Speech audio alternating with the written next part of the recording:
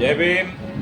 मी विश्वनाथ पवार आज आलेलो आहे निपाण टेकडी उल्हासनगर या ठिकाणी.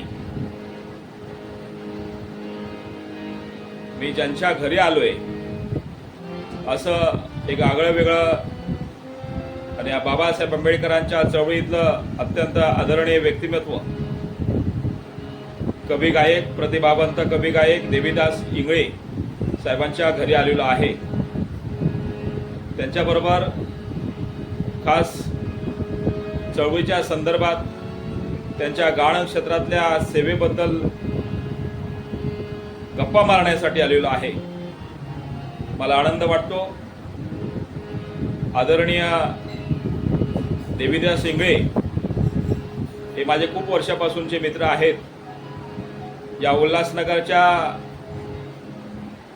निपाण टेकडी पवित्र भूमीमध्ये जिथे बाबासाहेब आंबेडकरांचा चळवळीचा बालेकिल्ला म्हटला जातं, अशा या चळवळीच्या केंद्रस्थानी धम्म प्रसार आणि प्रचार करण्याचं काम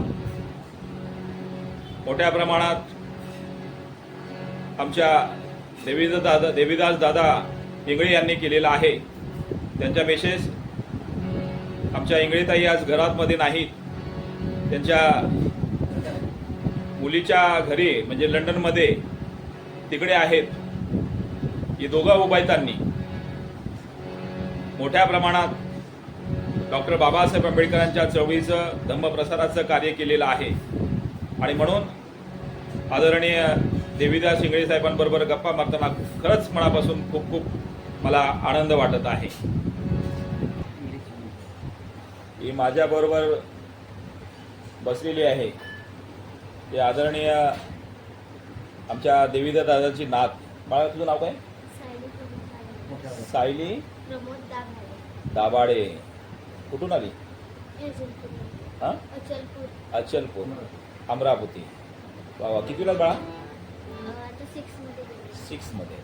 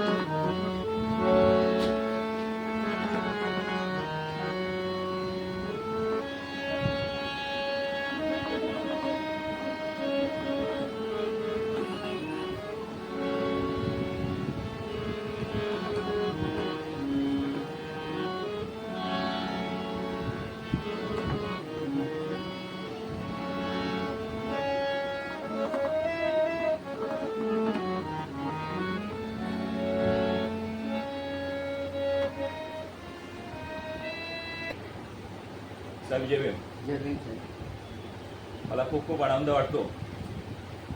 आपल्यामध्ये आपल्या घरामध्ये आलेलं आहे. आज खूप वर्षापासूनची या इंगळे साहेबांची माझी दोस्ती आहे आणि त्यांना मी पाहतोय सारखा. रात्रंदिन समाजाच्या हितासाठी सुखासाठी राबणारा हा आंबेडकरी चळवळीचा कार्यकर्ता, हाडा मसाचा कार्यकर्ता. आणि आपल्या गीत गायनातून ते दर्जेदार कवी आहेत, दर्जेदार गायक आहेत, प्रतिभावंत गायक आहेत. आणि बाबासाहेब आंबेडकरांच्या तथागत भगवान गौतम बुद्धांच्या विचाराचा प्रसार आणि प्रचार करण्याचं काम मोठ्या प्रमाणात आदरणीय इंगळे साहेबांनी केले. या दिलखुलास गप्पांमध्ये सुरू करताना मला खरंच त्यांच्याविषयी मनापासून आदर वाटतो. त्यांनी धम्मकार्य देखील मोठ्या प्रमाणात केलेलं आहे. या निपाण टेकडीला वरती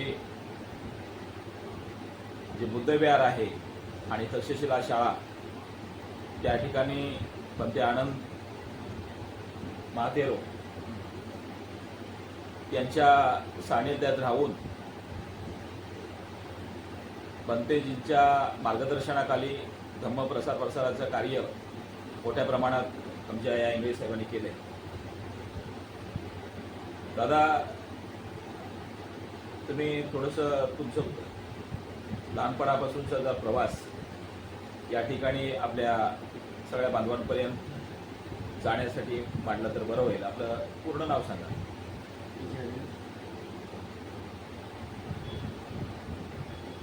बोला. माझं नाव देवीदास बनसीजी इंगळे. आपलं गाव? माझं गाव कळमगव्हाण आहे. दर्यापूर तहसील आणि अमरावती जिल्ह्यामध्ये कळमगव्हाण गाव आहे. आपला जन्म कुठे, तिकडे झाला का? माझा जन्म कळमगव्हाणलाच झाला. आणि शिक्षण कुठपर्यंत झालेलं आपलं? मी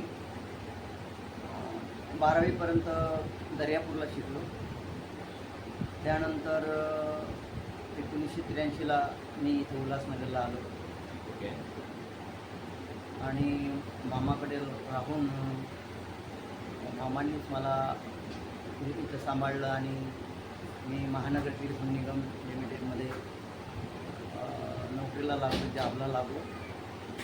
आणि मग त्यानंतर मी यशवंतराव मुक्त विद्यापीठाकडून मी ग्रॅज्युएशन केलं. BA. वा वा, छान.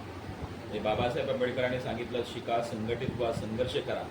त्याप्रमाणे तुम्ही जॉबला असताना देखील शिक्षणाचा ध्यास सोडलेला नाही. हां. हे अत्यंत म्हणजे अभिमानास्पद बाब आहे. म्हणजे काबाड कष्ट करत करत शिक्षण घेतलं. साधारण जॉब कोणत्या ठिकाणी कुठे कुठे केला तुम्ही? मी 1983ला ठाण्याला टेक्निकल जॉबमध्ये लागलो आणि जवळजवळ 20 वर्ष मी तिथंच राहतो, MTNLमध्ये. त्यानंतर माझी घाटकोपरला बदली झाली आणि मग मी घाटकोपरलाच रिटायर झालो. पण तुम्हाला मी खूप वर्षापासून पाहतोय, तुम्ही बाबासाहेबांच्या चळवळीत अत्यंत झोकून दिलेलं असं व्यक्तिमत्व. तुमच्याबरोबर आमच्या इंग्रजी आज घरात नाही. पण दादा, तुम्हाला खूप वर्षापासून मी आंबेडकरी चळवळीचा प्रसार करताना पाहतोय. हां. हे बाबासाहेबांच्या चळवळीचं म्हणजे ते बाळकुडू तुम्हाला कुठून मिळालं? मी हे तुमच्या घरामध्ये तसं वातावरण होतं का आई वडिलांपासून? नाही. त्याबद्दल काय थोडंसं पार्श्वभाग सांगा. मी 7वीत असताना नागपूरला गेलो. 7वीत असताना? 7वीत असताना मी नागपूरला गेलो. हां. आणि नागपूरला मी गाडीच्या टपावर गेलो. अरे बापरे, म्हणजे दीक्षाभूमीला विजयादशमीसाठी का? विजयादशमीसाठी. जागा चढायला मिळत नव्हतं आणि मग तिथं गेलो मी. तिथं गेल्यानंतर मला तिथलं जे वातावरण पाहिलं मी, वातावरण पाहिल्यानंतर मला बाबासाहेबांच्याबद्दलची म्हणजे तेव्हाच मला माझ्या मनामध्ये खूप एक नवीन चैतन्य निर्माण झालं आणि बाबासाहेब मला त्यावेळेला समजले की बापरे. आणि मग तेव्हापासून मी धम्मकार्यामध्ये सक्रिय झालो. माझ्या गावामध्ये नवी सिद्धार्थ मंडळाची मी स्थापना केली. वा वा. आणि स्थापना केल्यानंतर मी त्याचा सेक्रेटरी होतो. त्यावेळेला माझ्या गावचे लोक अजूनही मला छोट्या मोठ्या कार्यक्रमासाठी बोलावतात, माझी दखल घेतात आणि ते आजही मंडळ कायमस्वरूपी आहे. मागच्या वेळेला खासदार बळवंतजी वानखडे आले होते, त्यावेळेला मला तिथं बोलावलं होतं. मंडळाचा जो कार्याची दखल अजूनही घेतात. माझ्या गावची लोक माझी खूप इज्जत.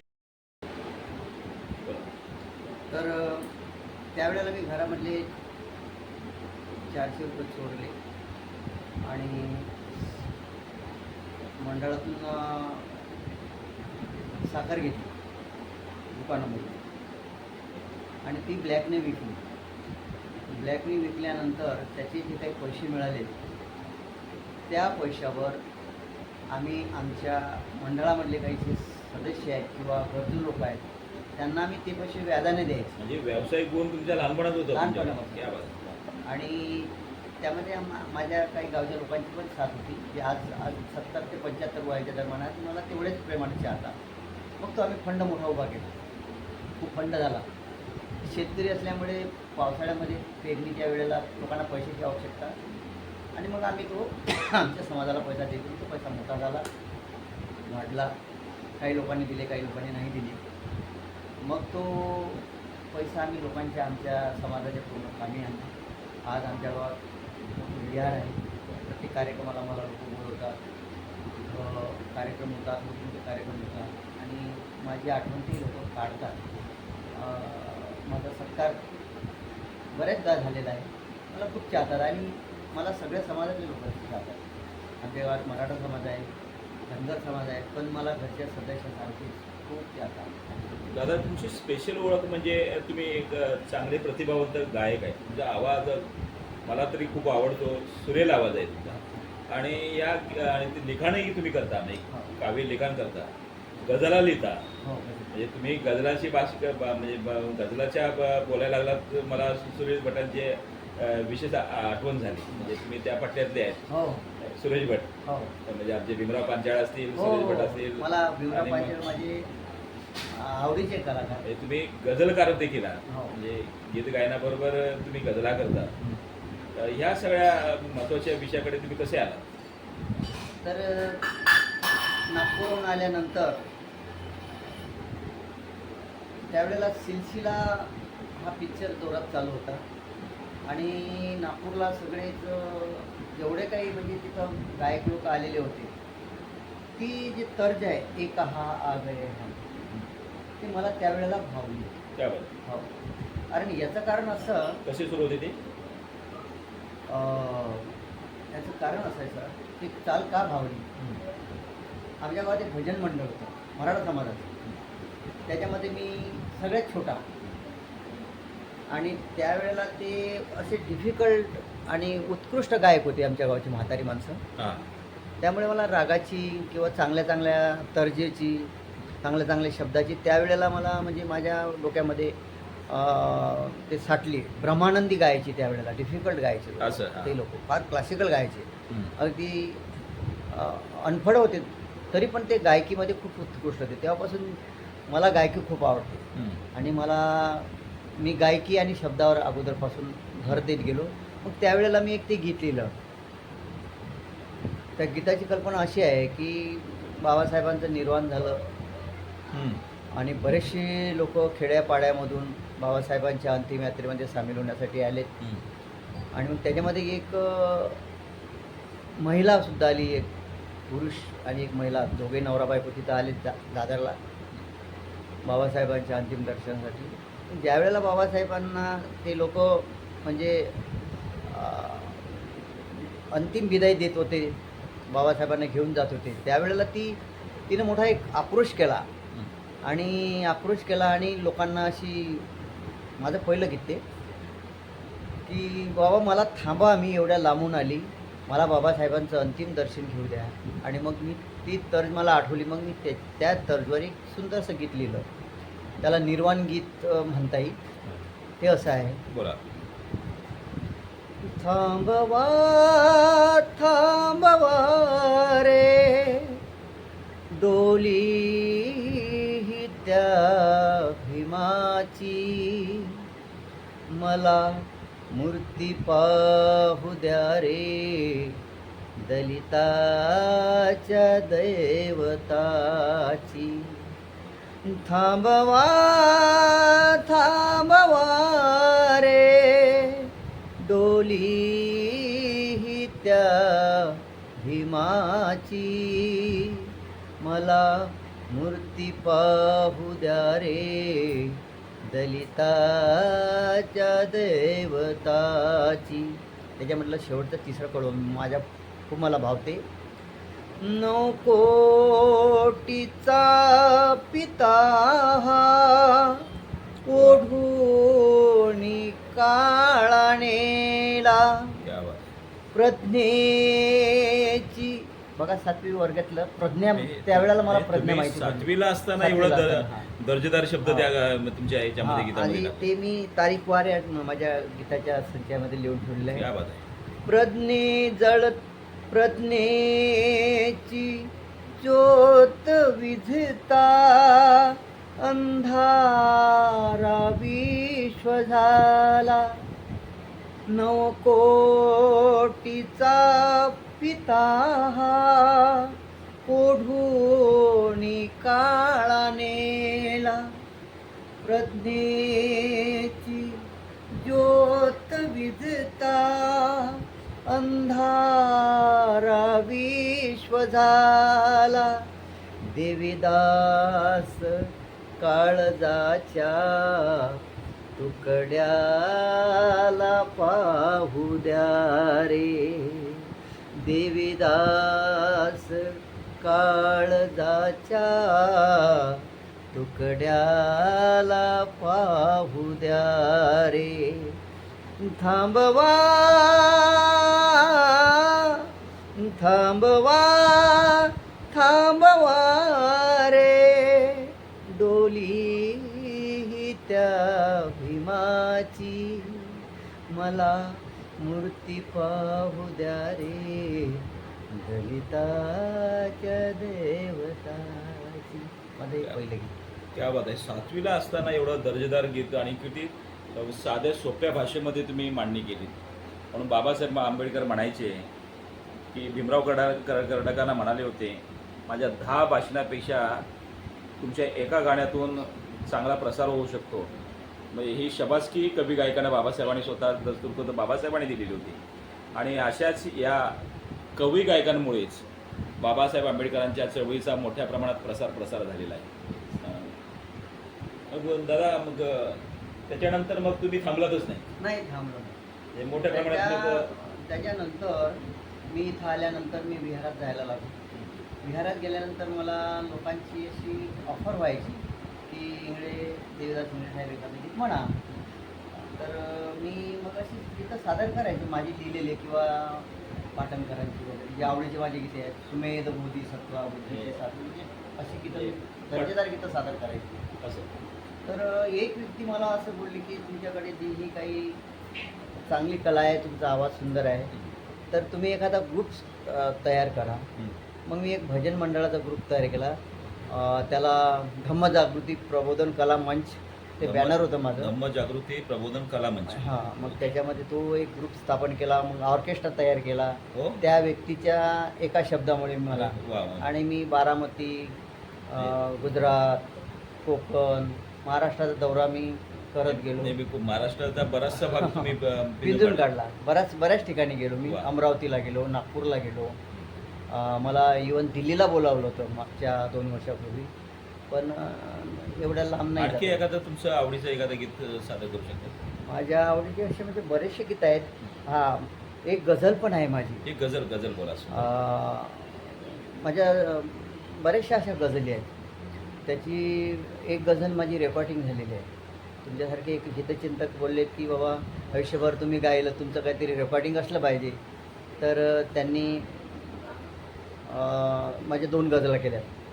त्या गझलच्या पाठीमागचा असा इतिहास आहे, एका गझलच्या पाठीमागं, की मला अटॅक आलेला 2018मध्ये 2018ला 24 तारखेला गावरून येता. आणि ट्रेनमध्ये अटक आल्यानंतर मला तुमच्यासारखंच एक असा एक देवदूत नाही म्हणता येणार, पण माझी मंगलमैत्री त्यावेळेला कामी आली आणि त्याने मला प्रॉपर ठिकाणी नेलं आणि मी त्याच्यामधून सुखरूप बाहेर आलो. म्हणजे मोठ्या प्रसंगातून बाहेर आलो. परक्या लोकांनीच मला नेलं आणि परक्या लोकांनी माझं सगळं केलं. कारण सगळे असेच म्हणतात की तुमचं काम तुमच्या कामी आहे. चांगलं कर्म तुमचं, म्हणजे तथागत भगवान गौतम बुद्ध म्हणतात कर्म तसं पण चांगलं कर्म तुम्ही केलं होतं. त्यामुळे आज बऱ्यापैकी लोकांसमोर आहात. मग 2019ला मी एक गझल लिहिली. तिकडनं आल्यानंतर मी जेव्हा कोविडमधून बाहेर आलो तर मी मग गझल वगैरे लिहायला सुरुवात केली. तर असं मला वाटायला लागलं की मला आता मी कधीतरी मरेल. मला पहिला अटॅक आला मोठा, दुसरा येईल, तिसऱ्यामध्ये मी जाईल. तर मी जेवढे काही मित्र जोडले त्या मित्राच्या प्रती एक मित्रांना एक निरोप म्हणून मी एक गझल लिहिली. अब रुखसत की महफिल सजी है दोस्तों, रुखसत होना बोले तो चले जाना इस दुनिया से. अब रुखसत की महफिल सजी है दोस्तों, तुम्हें अलविदा मैं कैसे कहूँ दोस्तों. ते रेकॉर्डिंग आहे. ती खूप लोकांना पसंत पडली. त्याची तर्ज पण मी स्वतः हार्मोनियम घेऊन तर्ज पण तयार करतो. अब रुखसत की महफिल सजी है दोस्तों, अब रुखसत की महफिल सजी है दोस्तों, सजी है दोस्तों, तुम्हें अलविदा मैं कैसे कहूँ दोस्तों, क्या बात. तुम्हें वा. अलविदा मैं कैसे कहूँ दोस्तों. म्हणजे मी जाईल तुम्हाला सोडून, पण मी ज्या वेळेला मला उचलतील लोक, मला घेऊन जातील, पण मी रुखसत की मैफिल सजी आहे दोस्तो, म्हणजे ज्या वेळेला त्या शेवटच्या क्षणाचा प्रसंग असतो, सगळे जमा होतात, सगळे मित्र हळहळतात आणि मग त्याला घेऊन जातात, रुखसत होते तो. तर मला असं वाटलं की बाबा मी जाताना सुद्धा यांना कुठल्या तोंडाने मी अलविदा करू, कारण मी तुमच्यामधला एक मोठा महत्त्वाचा दुवा होतो, तुम्ही माझा दुवा होता, मी तुमची दुवा होतो. तर मी कुठल्या छातीवर दगड ठेवून मी कसा तुम्हाला सोडून जाऊ इच्छितो, कसा जाऊ शकेल मी. तर ते गझल माझी पहिली झालेली आहे प्रचंड मोठा भावार्थ आहे तुमच्या त्या गझलीमध्ये. गझलमध्ये. अब रुखसत की म्हणजे लोक आईवडिलांना हे करतात, घरच्या परिवाराला, बायकोला डेलिकेट करतात, पण मी मित्रांना हे केलं, कारण मी मित्र खूप जोडलेले आहेत. तर मग ती गझल लिहिली. त्याच्यानंतर मग एक रिया म्युझिक कंपनीने माझी गझल केली. त्यांनी असंच मला ते बोललेत की बाबा तुम्ही तर एवढे प्रोग्राम मी बघितले, एखादा तुम्ही हे करा, रेकॉर्डिंग करा. रेकॉर्डिंग केलं. हां. तर मग मी एक कविता लिहिलेली होती त्या अगोदर. त्यानंतर तिला तर्ज लावली आणि ती आजही रेकॉर्ड आहे ती गझल, रिया म्युझिक कंपनीने केलेली आहे. तर ती तुमच्यासमोर मी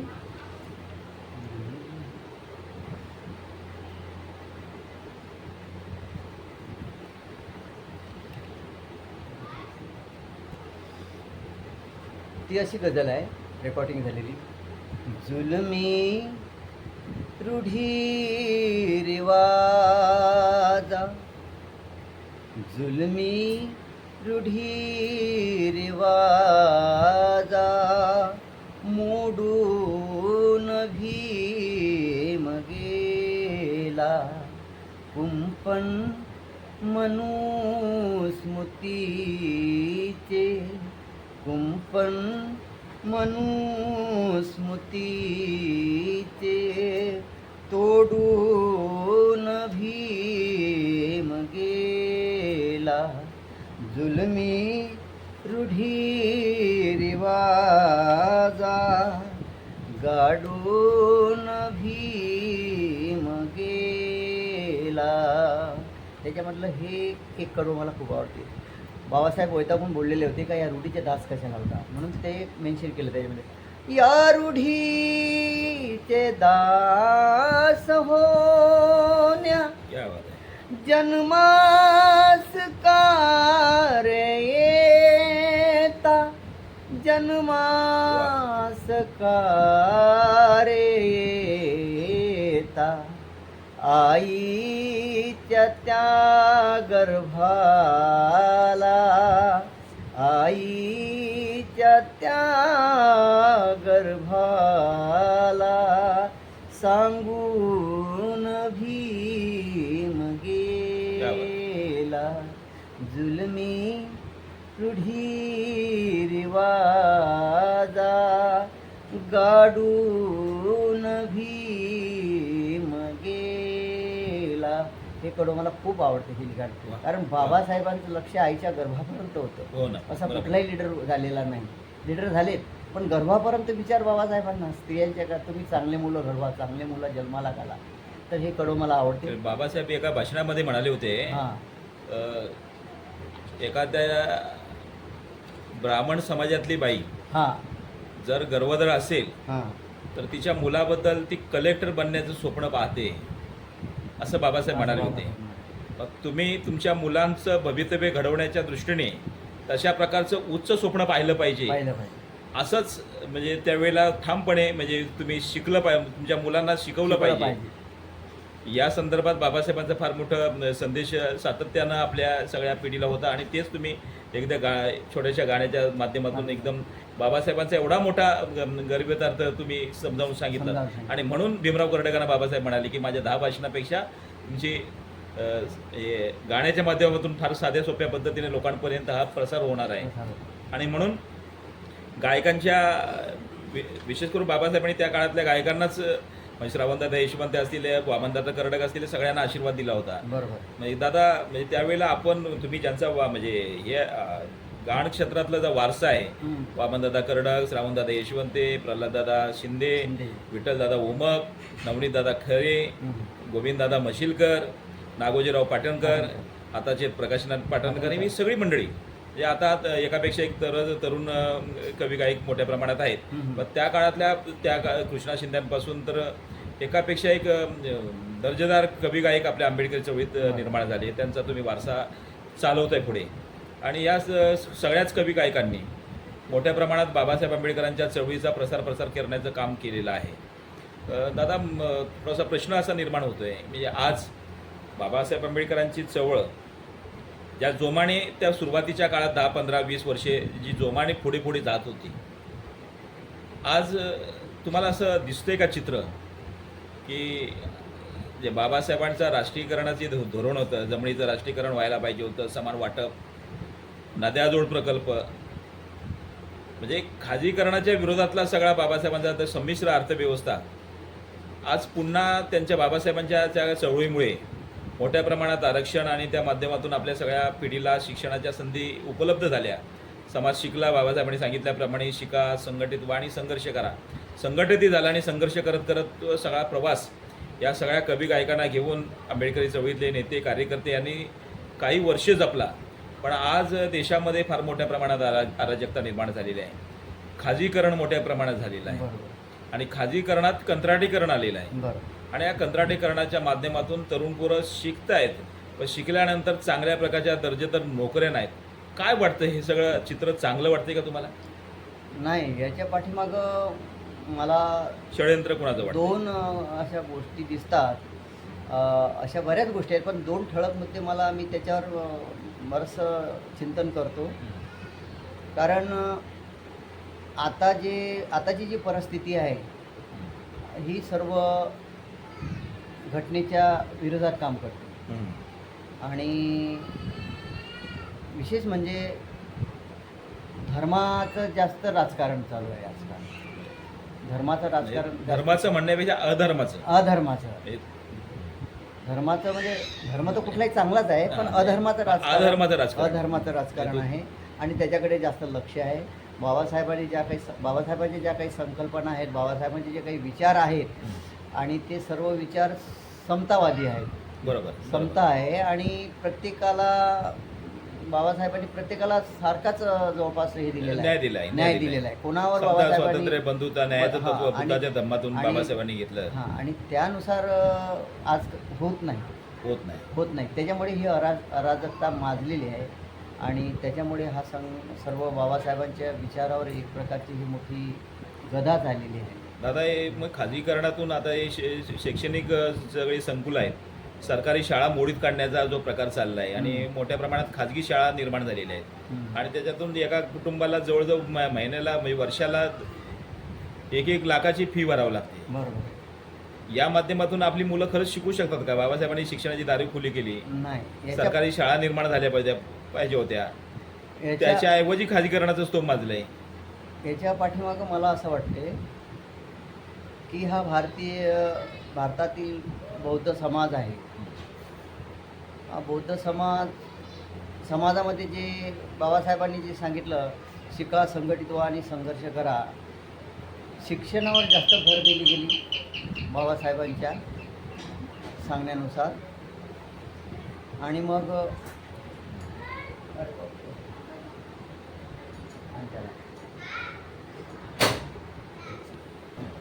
शिक्षणावर भर दिला आणि शिक्षणामुळे आज आम्ही इथं आहोत. बाबासाहेबांनी शिक्षण हे वाघिणीचं दूध आहे, जो पिल तो गुरगुरल्याशिवाय राहणार नाही आणि ती खरी परिस्थिती आपण करून दाखवलेली आहे. आणि त्यासाठी कष्ट बाबासाहेबांनी केलेले, बाबासाहेबांच्या सांगण्यानुसार आपण पण केले. म्हणून आज आपली जी परिस्थिती आहे ही सगळी बदललेली आहे आणि या बदललेल्या परिस्थितीला परत पाठीमागं नेण्याचं काम हे इथल्या सत्ताधाऱ्याकडून तो नेमका हाच मुद्दा महत्त्वाचा आहे. थोडासा टर्न त्याच्यासाठी मारला की तुम्ही कवी गायक हे बाबासाहेब आंबेडकरांच्या विचाराची वाहक आहात हां खऱ्या अर्थानं. हां आज समाज अडचणीत आहे हां हे तुम्हालाही दिसतंय, मलाही मला दिसतंय. आणि एकेकाळच्या कवी गायकांनीच हे आंबेडकरी चळवळ वाढवण्याचा फार मोठा, म्हणजे कार्यकर्त्यांबरोबर भीमसैनिकांबरोबर कवी गायकांचं फार मोठं योगदान आहे. आणि मग ज्ञानेश पुणेकर असो, म्हणजे सगळी त्या काळातली सगळी गोविंददादा मशिलकर किंवा विठ्ठलदादा उमाप, हां. श्रावणदादा यशवंते, वामनदादा करण, या सगळ्यांनी फार मोठं योगदान दिलेलं आहे. बरोबर. आणि आज देखील असं मला वाटतं की बाबासाहेबांच्या, म्हणजे तुम्हाला काय वाटतं की बाबासाहेबांच्या चळवळीचा आणखी मोठ्या प्रमाणे जोमाने प्रसार व्हायला पाहिजे.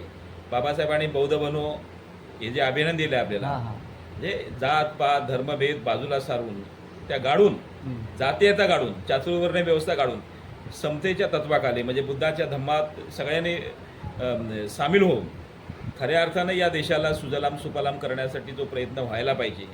आणि त्यासाठी आजच्या कवी गायकांकडनं तुमच्या काय अपेक्षा आहेत? मला कवी गायकांबद्दल अशा म्हणजे की या चळवळी वाढवण्यासाठी आपण चळवळी- नेमकं काय करायला पाहिजे, कार्यकर्त्यांनी काय करायला पाहिजे, तरुणांनी काय करायला पाहिजे, या संदर्भात तुम्ही थोडंसं बोललात तर बरं. मला म्हणजे जे बाबासाहेबांमुळे मोठे झालेत आणि मोठे होत आहेत, ते बाबासाहेबांचं काम खरं म्हणजे इमानदारीत करत नाही. आज चांगले चांगले गायक आहेत, ते 1 आणि 2 लाख रुपयाशिवाय कार्यक्रमाला येतच नाही. हा चुकीचा मला एक निर्णय वाटतो. चांगला मुद्द्याला तुम्ही हात घातला. कारण म्हणजे प्रसार- आता मी ऐकले काही गायक अगदी 10 लाखापर्यंत पोहोचलेले आहेत.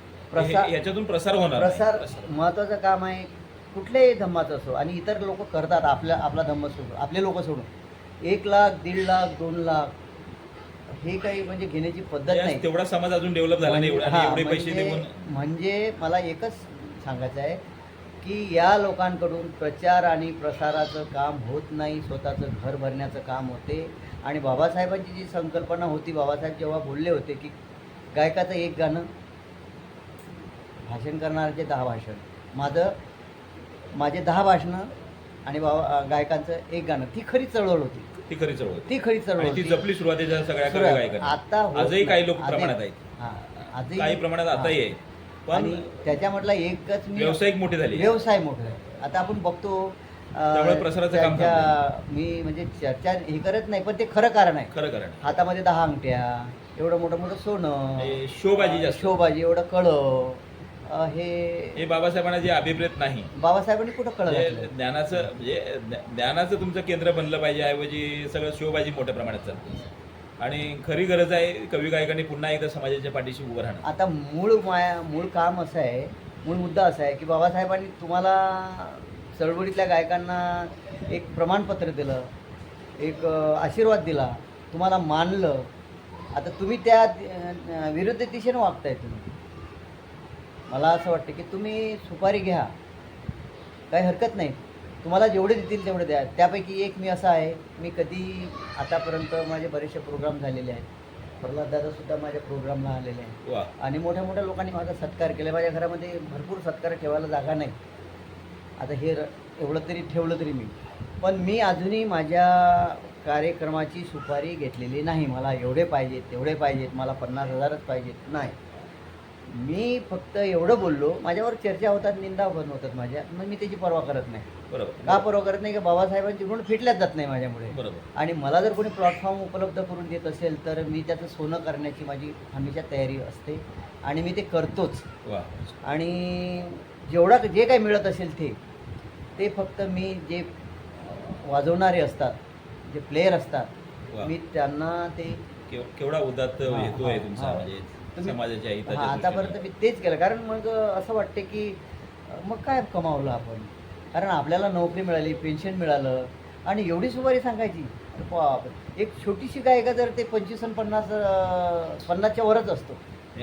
असं जर तुमच्या मताची जर अशी लोक असतील हां, तर निश्चितच चळवळीचा प्रसार होईल. म्हणजे बाबासाहेबांच्या म्हणजे ते मला वाटतं कोणी ते भीमा तुझ्या मताचे जर 5 लोक असते, ते वामनदादा, हां. म्हणजे वामनदादा जे बोलले त्याप्रमाणे भीमा तुझ्या मताचे जे 5 लोक असते, तलवारीची, तयाची, न्याऱ्याची टोकाचं असते, ते हे कितपत खऱ्या अर्थानं ते नाही आहे आता. ते व्हायला पाहिजे. ते व्हायला पाहिजे. त्यावेळेला वामनदादा खरं काम हे वामनदादांनी केलं. मोठ्या प्रमाणात वामनदादांनी वामनदादांनी ही मनाचा मोठेपणा निष्ठावंत काय त्यांच्याबरोबर श्रावण यशवंते जे त्या काळातले जे दलितानंद बाबा दलितानंद बाबा, बी काशीनंदा बी काशीनंदा, बरोबर. ह्या लोकांनी ती बाबासाहेब लक्ष्मणदादा केदार, लक्ष्मीदादा केदार ह्या लोकांनी हरेंद्र जाधव. हरेंद्र जाधव आणि त्यांच्यामुळे हे जे 10-12 अंगठ्या घालतात मग कळं आणि ते या लोकांनी ते जपलेलं नाही आणि मी त्या मताचा माणूस कारण आपले आंबेडकरी चळवळीतले कवी गायक म्हणजे समाजाला प्रेरणादायी प्रेरणादायी असले पाहिजेत असं माझं स्वतःचं मत आहे. आणि मग लोक असं म्हणतही असतील मला त्याची काही पर्वा नाही की बाबा इंगळे अजूनही मला वाटतं आपल्या काही गोष्टी बाजूला सारून कवी गायक असतील, आंबेडकरी चळवळीतले कार्यकर्ते असतील, सगळ्यांनी काही ज्या काही गरजेचं आहे त्याच्यावर आपण काम केलं तर सगळ्यात बरं होईल. अजूनही माझा असा एक हेतू आहे की एक परत एक माझा एक हे होता धम्मजागृती कला प्रबोधन मंच असा माझा एक मंच होता, माझं बॅनर होतं, पुन्हा एकदा बनवायचं अजून जिद्द सुटलेली नाही. आणि ज्यांना कार्यक्रम मिळत नसतील त्यांनी आमच्याशी कॉन्टॅक्ट करावा. वा वा. आपला नंबर काय सांगाल थोडा? माझा नंबर आहे 9322440859. 932244440859. दादा तुमचा हा नंबर आहे? हो, माझा हा नंबर आहे. लोकांनी संपर्क करावा. तुम्ही राहायला उल्हासनगर? मी उल्हासनगरला. कारण माझा विचार एकच आहे. सर्वप्रथम माझा एक विचार आहे, मी जे गातो हे माझा एक छंद म्हणून गातो. माझ्या शरीराच्या पार्टपेक्षाही आणि तळमळ आहे. मी माझ्या गायकीला माझा जो छंद आहे, लोकांना बरेचसे छंद आहेत, माझा हा एक छंद आहे. त्या छंदाला मी जपतो आणि बाबासाहेबांची किती ऋण फेडू मी कसे फेडू. कारण हे एक मला एक मिळालेलं आहे, हा माझा गुण मिळाला आहे, तर मला त्या रूपाने तरी बाबासाहेबांचे ऋण फेडता येईल. आता त्या गझलमध्ये एक मी कडवं शेवटचं लिहिलेलं आहे, देवीदास गुलामाला, देवीदास गुलामाला भीम अमृता समान, भीम अमृता समान, ओढून कफन तयाला, ओढून कफन तयाला, झाकून भीम गेला, जुलमी रूढी रिवाजा, गाडून भीम गेला. म्हणजे गुलामाला बाबासाहेबांनी नेहमीसाठी बाबांनी मुक्त करून टाकलं गुलामाला. आणि माझा मुलगा हा माझा नातू पण सुरेल गातो. सुरेल गातो. बाळा तुझं नाव काय? सोनो, तुझं नाव सांग. सांग काय? स्पर्श स्वप्नील लिंगडे. आता तू कितवीला आहेस बाळा? सिनियर के जी. तू बाबासाहेबांचं गाणी पण गातो? हा, तुला गाता येतं ना? आणि तू पण गातो ना? बाबांना मदत करतो? तू गाऊ शकतोस एखादं गाणं? आता एक गाणं गाऊ शकतोस का? शिकला नाही तू? मग कधी शिकणार? मग तुला पेटी हे हार्मोनियम वाजवायला येते तुला? वाजव बघू, तू वाजव बाळा. हे बाबांचा वारसा चालवणार तू पुढे. बघा सूर धरतोय.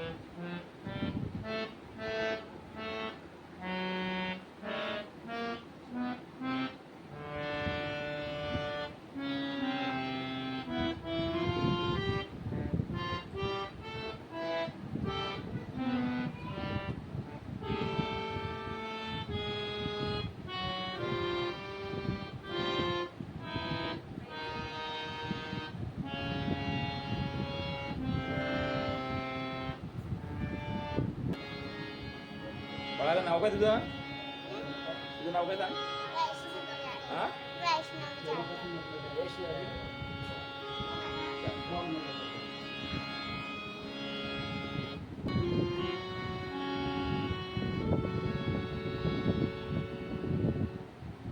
ही गझल 28/8/1998 वाले 98 ची गझल 98 ला. 98.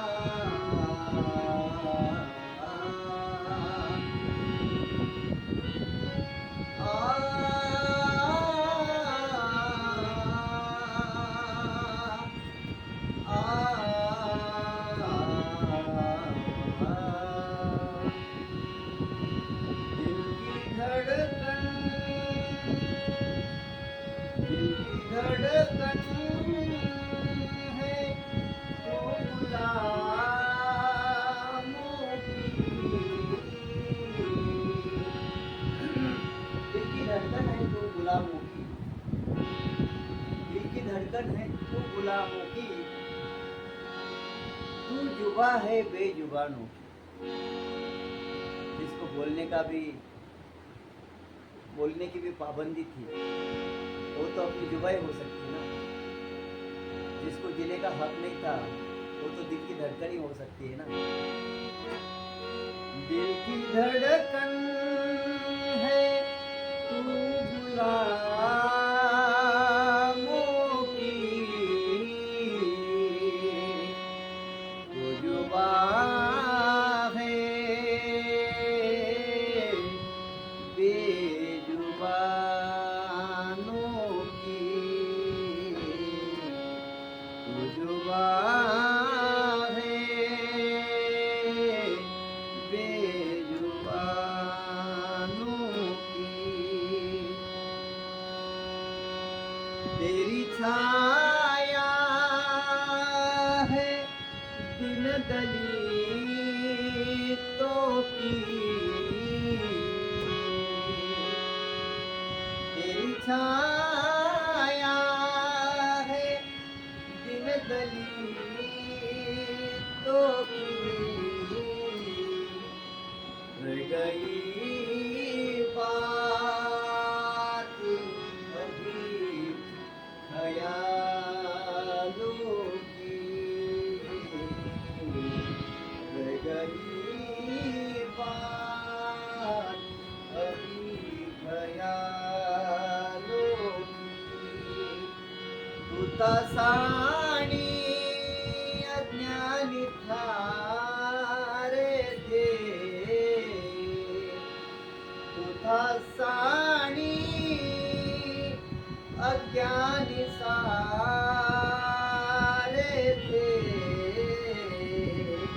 तेरी हर बात बात भारी थी,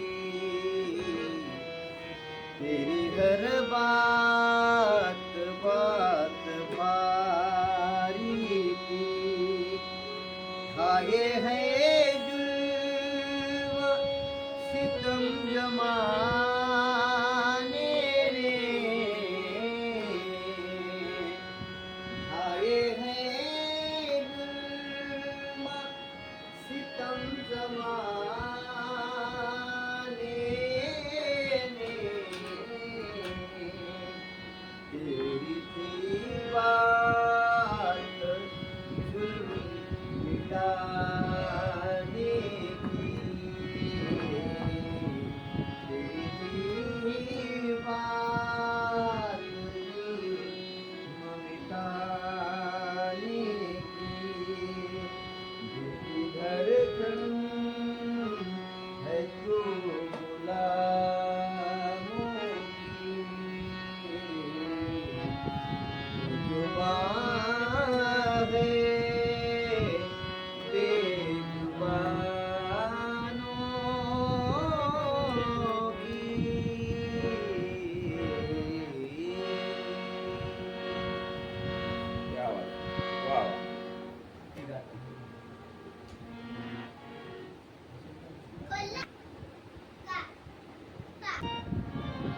ही दादांची सगळी फॅमिली आहे घरातली.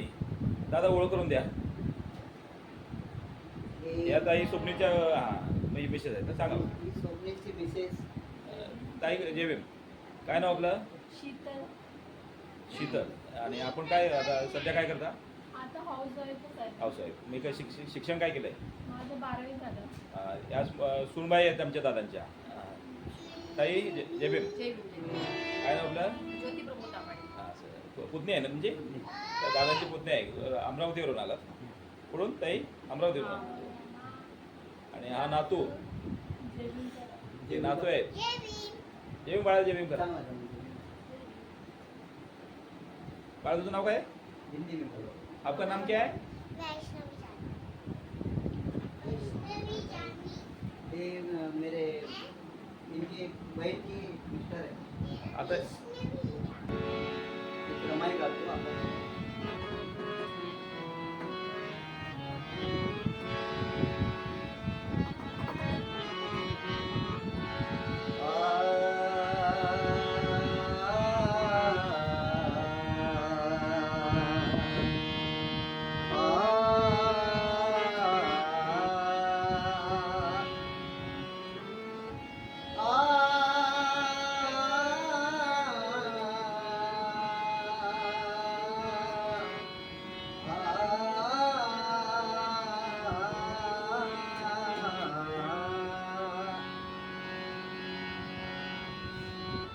विरहाच्या वाटेवरती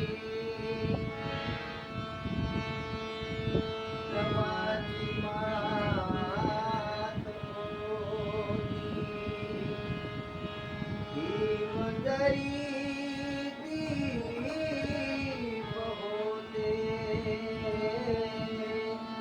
रमाई वाट होती. ही मंजरी दीप होते. रमाई वाट होती. बाबासाहेब आंबेडकर हिमालयासारखे होते आणि त्या हिमालयाची सावली आमची माता रमाबाई होती. हे माझं एक रसिली रमाने आपल्यासमोर सादर करतो.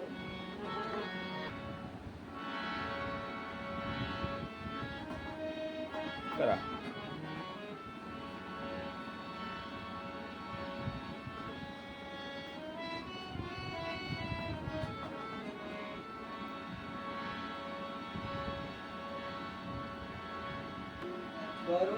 करुणेची कविता तू मावळ नाहीशी कवितेतली. शब्दाविना म्हटलील तू मावत नाही स्वरातली. त्या उंच हिमालयाची, त्या उंच हिमालयाची सावली रमा, सावली रमा. कोटी कोटी दिनाची माऊली रमा. कोटी कोटी दिनाची माऊली रमा. त्या उंच हिमालयाची सावली रमा,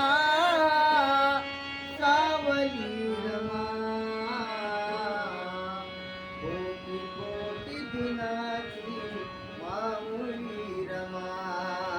कोटी कोटी दिनाची माऊली रमा.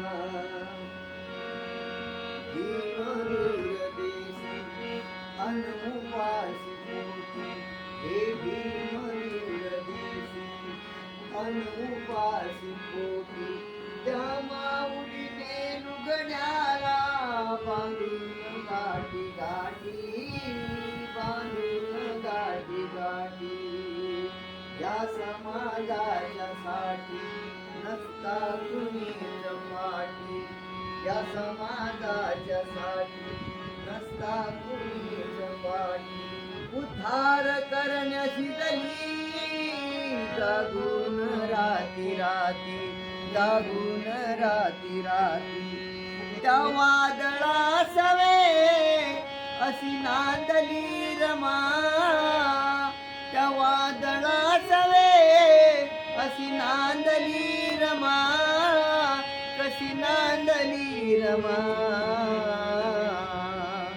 कोटी कोटी दिनाची माऊली रमा कोटी कोटी दिनाची माऊली रमा त्या उंच हिमालयाची सावली रमा सावली रमा कोटी कोटी दिनाची माऊली रमा कोटी कोटी दिनाची माऊली रमा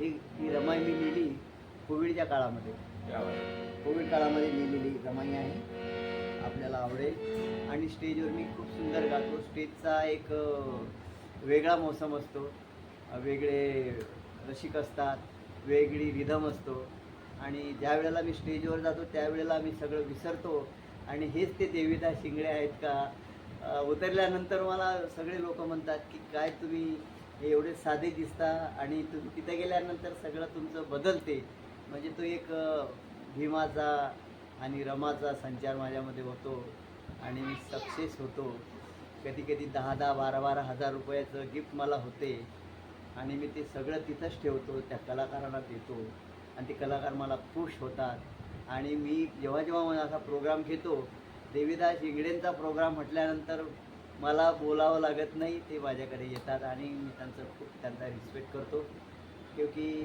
जो बजाने वाले जो लोग रहते हैं उनके ऊपर ही ये सब चलता है जितने अच्छे बजाने वाले उतना अच्छा प्रोग्राम है म्हणजे तुमचे साथीदार त्यांच्यामुळेच आणखी परत ताकद येते तुम्हाला ताकद गायला. येतो खूप ताकद वा. येतो ते म्हणजे वाजंत्री असतात हां हां त्यावेळेला मला सगळं ढोलक विसरायचं. असो तबलावाले असो हो. सगळेच चांगले उत्कृष्ट प्रोफेशनल आर्टिस्ट असतात माझ्याकडे त्यावेळेला आणि मग लोकांनी माझी लोक प्रशंसा पण करतात आणि त्यावेळेला माझं पंपिंग किती कमी आहे मला कुठला आजार आहे मी आता गायल्यानंतर मरेल की काय हे मुझे कुछ डरबीर नाही रहता है आणि फरमाईश पूर्ण करतो मी त्यावेळेला लोकांच्या आणि विशेष करून रमाई हा विषय माझा फार जवळचा विषय आहे मी बऱ्याचशा रमाया लिहिलेल्या आहेत आणि खूप मला रमाई फार आवडते. दादा खरंच मला तुमच्याविषयी जेवढं कौतुक करावं तेवढं कमी आहे मला खूप खूप आनंद वाटला की ज्यांनी बाबासाहेब आंबेडकरच्या चळवळीची सेवा केली गाण्याच्या माध्यमातून गीत गायनाच्या माध्यमातून ते आमचे देविदास इंगळे साहेब यांच्या घरी आलो त्यांनी मला वेळ दिला मुलाखत दिली दादा तुमचं पुन्हा एकदा धन्यवाद. आता आपण संपवतोय हा कार्यक्रम मुलाखतीचा आपण एक शेवटचं गीत गावं अशी विनंती करतो. माझ्या आवडीचं गीत आहे या गीताने मला प्रसिद्धी मिळवून दिली असं ते गीत पाटणकर सरांचं आहे. ओ बात करो पैदा ओ बात करो पैदा तुम अपनी जुबानों में दुनिया भी कहे कुछ है दुनिया भी कहे कुछ है इन भीम दीवानों में ओ बात करो पैदा तुम अपनी जुबानों में ओ बात करो पैदा तुम अपनी जुबानों में दुनिया